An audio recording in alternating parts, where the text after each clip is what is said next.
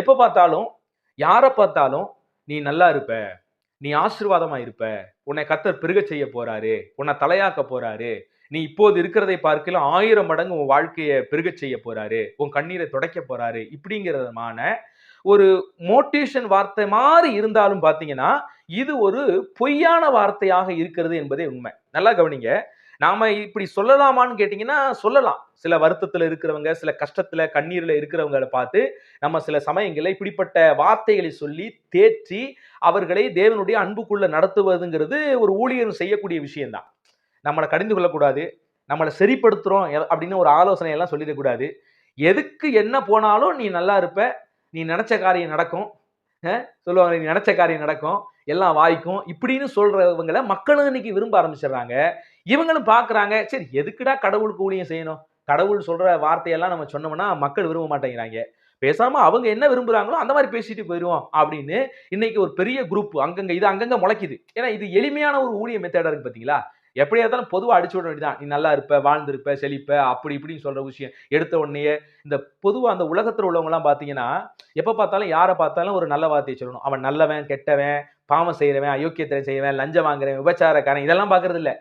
எவன் வந்தாலும் நீ நல்லா இருப்ப, நீ கையிட்டு செய்கிற காரியம் எல்லாம் வாய்க்க பண்ணும். ஒரு திருட்டு வேலை செய்யறவன் எல்லாரையும் பார்த்து நீ கையிட்டு செய்கிற வேலை ஆஸ்வதிக்கப்படும். ஒரு விபச்சாரத்துல இருக்கிறவன் நீ நினைச்சதெல்லாம் நடக்கும். இப்படின்னு சொன்னா எப்படி இருக்கும்? அப்ப நல்லா கவனிங்க. யாருக்கு மோட்டிவேஷன் தேவையோ அந்த இடத்துல அவங்களுக்கு தேவையான அளவு மோட்டிவேஷனை கொடுத்துட்டு மற்றதெல்லாம் அவங்களை சீர்படுத்துற விஷயத்தை செய்யணும், ஒழுங்குபடுத்துற விஷயத்தை செய்யணும், வசனங்களை சொல்லி நீதியான போதனைகளுக்குள்ள கடவுளுக்கு பிரியமான வாழ்க்கைக்குள்ள அவங்களை நடத்துறது தான் ஊழியமே ஒழிய இன்னைக்கு ஊழியம் முழுக்க முழுக்க ஊழியமா எதை கொண்டு வந்துட்டான் பாத்தீங்கன்னா இந்த மாதிரியான நல்வார்த்தைகளை மட்டுமே போக்கஸ் பண்ணி பேசுற வார்த்தை. எல்லாருக்கும் உங்களுக்கு தெரியும். எப்ப பார்த்தாலும் பணம் பணம் பணம் பணப்பள்ளி வச்சு நடத்துறாப்புல எப்ப பார்த்தாலும் பணப்பிரசங்கி.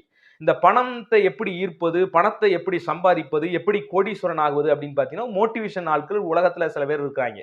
அவங்கள கேட்கும்போது இந்த தொழில்ல முனைகிறவங்க, கொஞ்சம் கஷ்டத்துல இருக்கிறவங்க எல்லாம் கொஞ்சம் பூஸ்டா தெரியுற மாதிரி இருக்கும். ஆனா கிறிஸ்தவத்து ஊழியத்துக்குள்ள இப்படி ஒரு ஊழிய முறை கிடையாது. ஊழியத்துல இது ஒரு சின்ன ஒரு விஷயமாக பயன்படுத்திக்கலாம், தப்பு இல்லை. ஊழியங்களிலே நாம் பொருளாதாரத்தை கொடுத்து பேசலாம், தப்பில்லை. இதெல்லாம் பாத்தீங்கன்னா 1000த்துல ஒரு போதனையாக இருக்கக்கூடிய ஒரு போதனை தான். ஆனா ஒட்டுமொத்த முழு போதனையும் பணத்தை மையமாவே வச்ச போதனை பைபிள் எங்கேயாவது பார்த்திருக்கீங்களா? எந்த அப்போஸ்தலராவது பணத்தை மட்டுமே மையமாக வைத்து ஒரு ஊழிய பாதையை நியமித்து போறதை நீங்க பார்த்திருக்கீங்களா? எத்தனையோ வகையான ஊழியங்களை வேதாகமத்துல பார்க்கிறோம். ஆனா பணத்தை மட்டுமே பேசி சம்பாதிக்கிற ஊழியம் எங்கேயாவது இருக்குன்னு கேட்டீங்கன்னா எங்குமே இல்லை. அதை தாண்டி நீங்க பண ஆசைக்கு எச்சரிக்கையா இருங்கன்னு வேணா இருக்குது.